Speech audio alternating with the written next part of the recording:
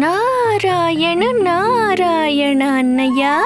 ఇద్దరూ ఎంత ముద్దుస్తున్నారో. నేనైతే వాళ్ళ నుంచి కళ్ళు తిప్పుకోలేకపోతున్నాను.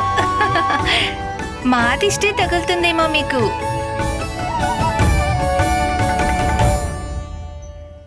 ఇక్కడ ప్రతిరోజు ఇలాగే ఉంటుందన్నా.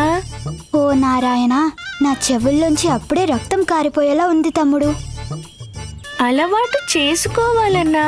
నేనే కాదు, అందరూ అన్నయ్యనే చెబుతారు. అదిగో మన చిన్నమ్మ సులక్షణమ్మ అందరికంటే చాలా తెలివైనది. కేవలం తెలివైంది మాత్రమే కాదు నీలమణి, చూస్తుంటే గంపగయ్యాల్లా కనిపిస్తుంది.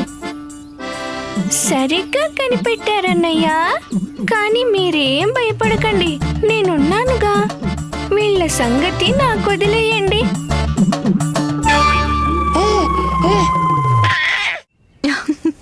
చూసావా అక్క, అన్నదమ్ములిద్దరూ ఒకరికొకరు ఎలా అతుక్కుపోయారో. కనీసం మన వైపు తిరిగైనా చూడడం లేదు. వీరి సోదర బంధం చాలా బలమైంది.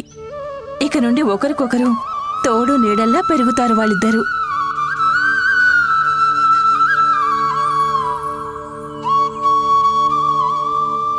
నేను తప్పు చేశాను యశోద.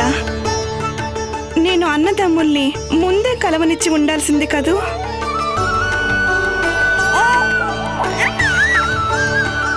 నేను మీకు ముందే చెప్పాను కదా.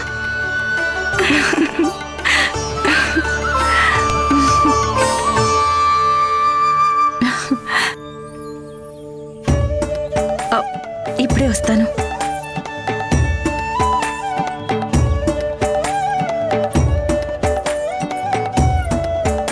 ఇక్కడే నిలబడి ఏం చేస్తున్నారు మీరు? చూస్తున్నాను.